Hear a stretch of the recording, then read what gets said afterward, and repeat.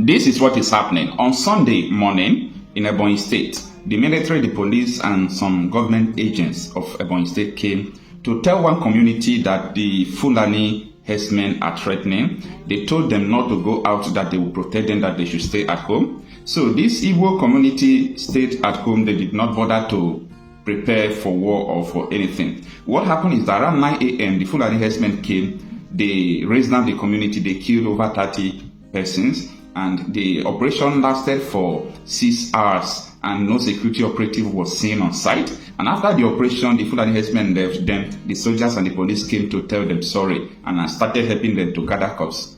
This story doesn't look like this is a sane environment or a sane place.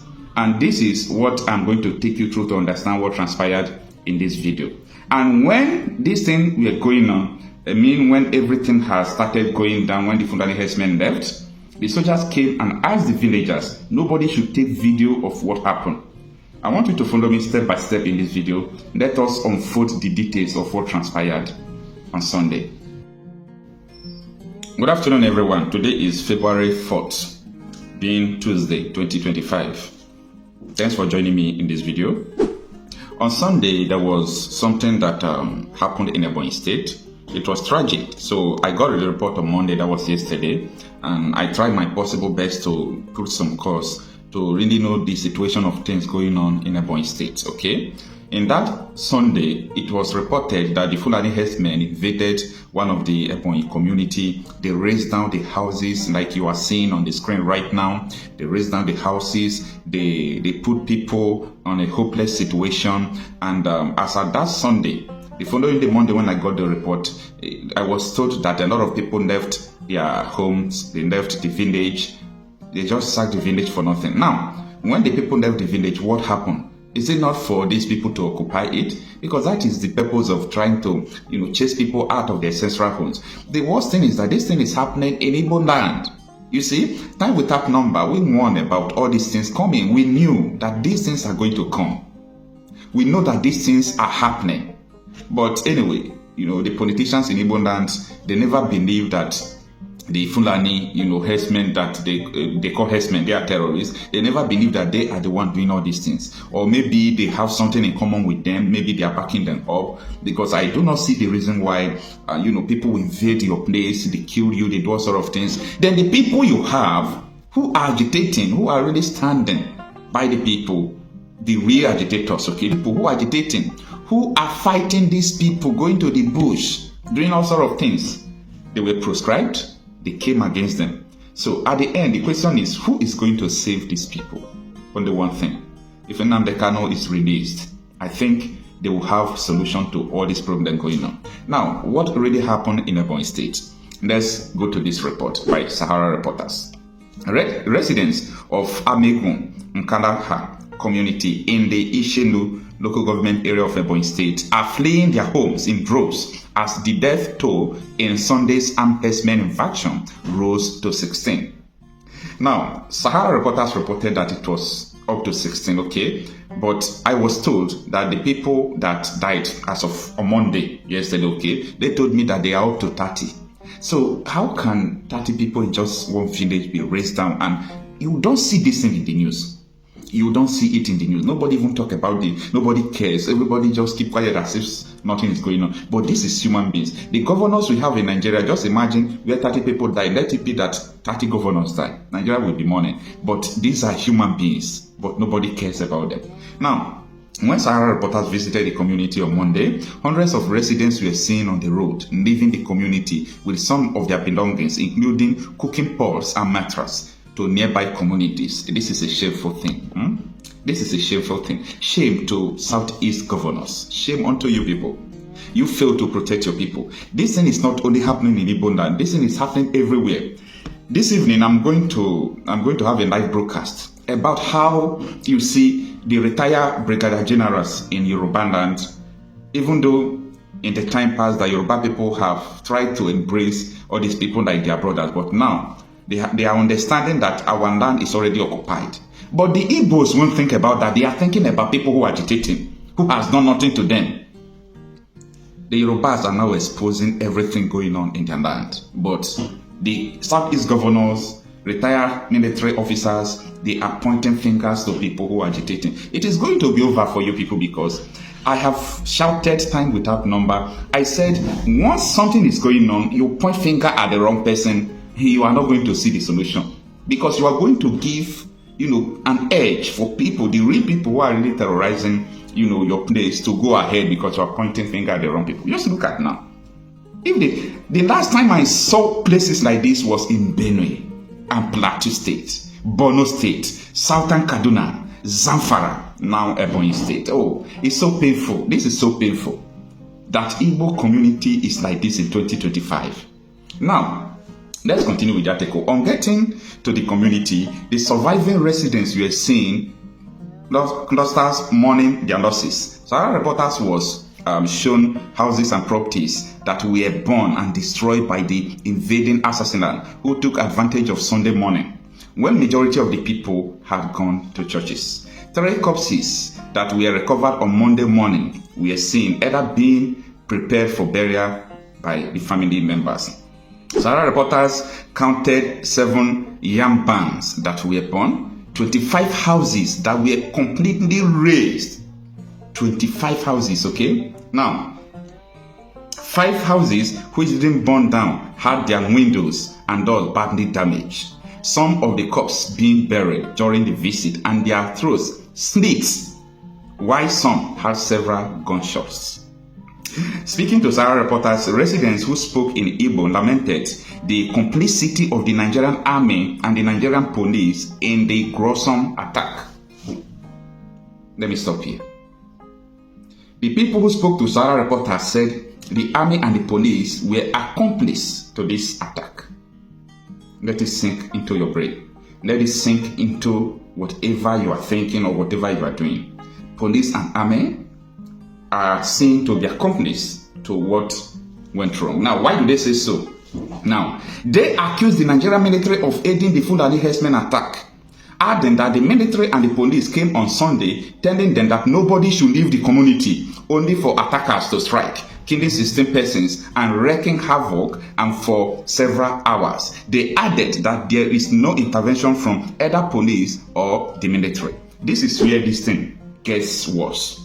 The military and the police asked everybody not to leave their homes on Sunday morning, only for them to stay by, and Fulani herdsmen came, they attacked, they killed, they destroyed them. I don't understand this thing at all. This is not, you cannot fathom what is going on. You can't understand this, okay? This is the report by Sahara reporters. I got this report, but I know the purpose why I always use Sahara reporters' report to say all these things, okay? The residents said that the army and the police helped Fulani herdsmen to kill them, to raise down their houses. That the police and army asked them not to go out. And these people came and killed them, destroyed their houses. And police and army did not intervene. This is in the report, okay? Now, let's go forward. They say, after the carnage, they said Nigerian army troops and some policemen were sent to the community to condole with the residents. Worse still, when they came, the soldiers seized the phones of our people who were making videos and threatened that if they see the videos of the carnage and pictures of the destruction, they will come back and destroy them, said one Edeze whose phone was seized. Come on.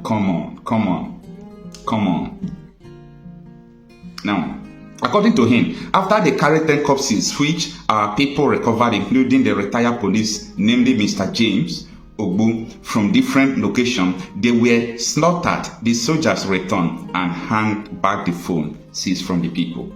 So, they never wanted them to take the pictures of what is happening. And that is why you see mainstream media don't report all these things.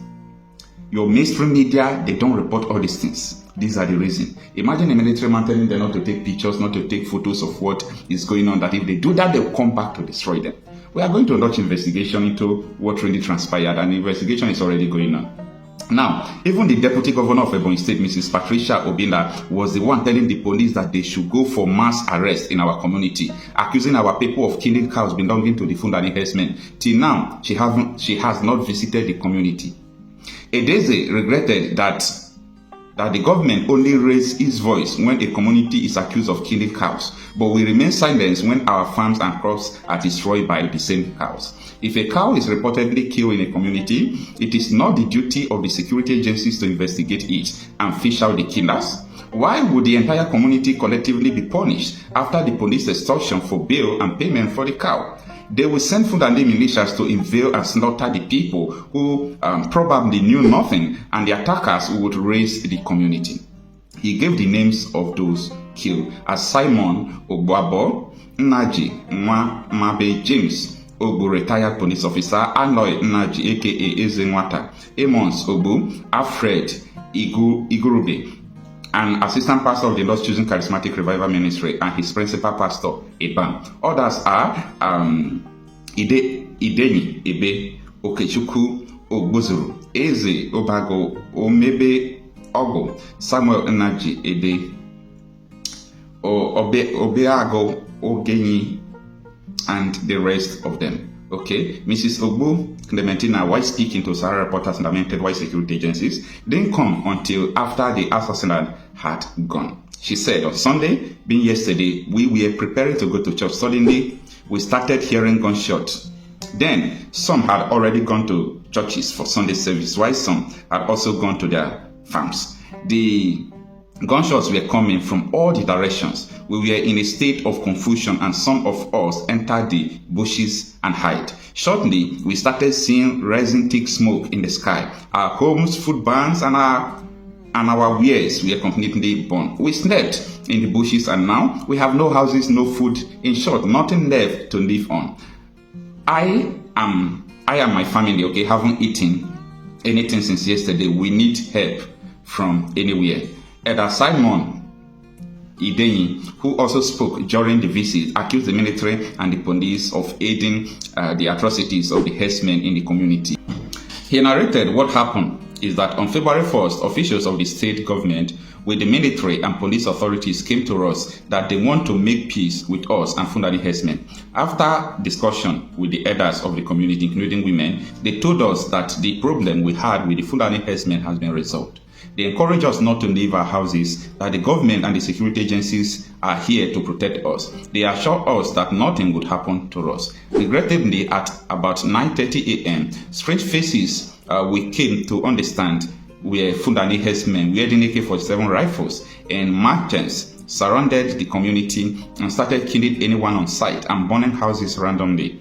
There was no security agent in sight while the carnage lasted. Their attack started around 9:30 a.m. and they left the community around 3:30 p.m. That is just 10, 11, 12, 1, 2, 3, about 6 hours attack. So nobody was there, no security agencies. Okay, now so no single security agent came until around 5 p.m.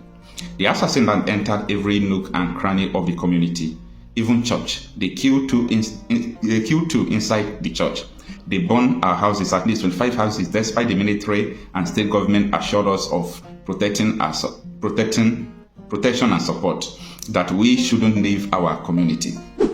Hours after the carnage, the soldiers came and told us sorry for the losses and later left. They took 10 corpses we have recovered to the morgue and still looking for more 5 people in the bushes, he narrated. Meanwhile, Sahara reporters reported earlier on Monday that the Nigerian police force confirmed that the security operatives have recovered 10 bodies of the people killed in the community.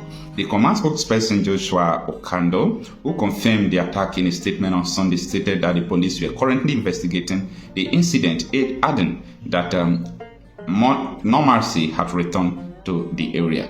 Several houses were also burned selectively in the area and other properties destroyed. Upon receipt of the information, we drafted the police operative to the area. We are currently investigating the incident. Why normalcy has returned to the area, the PRO stated. Anyway, this is the Sahara reporters' report of what really transpired. It's so unfortunate, okay? It's so unfortunate, but what pains me most in this is that the security agencies, they came, they asked them not to leave their homes. And what happened when they stayed back? People came and they killed them. It's so unfortunate. And how can some people who are not from your country even, they came to your villages they use their cattle to raise down your farms. If you talk, they kill you. The government is supporting them. The government is supporting them. Just imagine what they said the deputy governor of Ebonyi State did. Taking police against your people because they kill cattle or they kill a cow. What happens to their farms? It is because you people were unable to stop the open grazing. This is the failure of the Ebonyi State government. This is the failure of Ebonyi State government. No any other thing. How long shall we continue like this? Look at people's houses. Look at what is going on. The only solution is that Nigeria should just go into disintegration. All these things should come into place. And you see the reason why all these governors, they don't want Nnamdi Kanu to come out. Because Nnamdi Kanu will not stand this thing happening in Igbo land and keep quiet. They know that if Nnamdi Kanu is out, all these things will not work. It will not happen.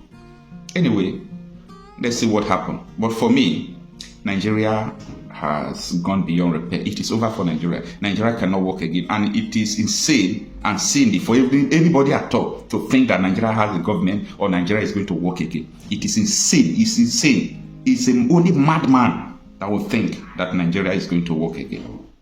My people, you guys heard from the horses smart how happy Marcel Okocha have explained the thing that happened in Ebonyi State on Sunday. My correct people them.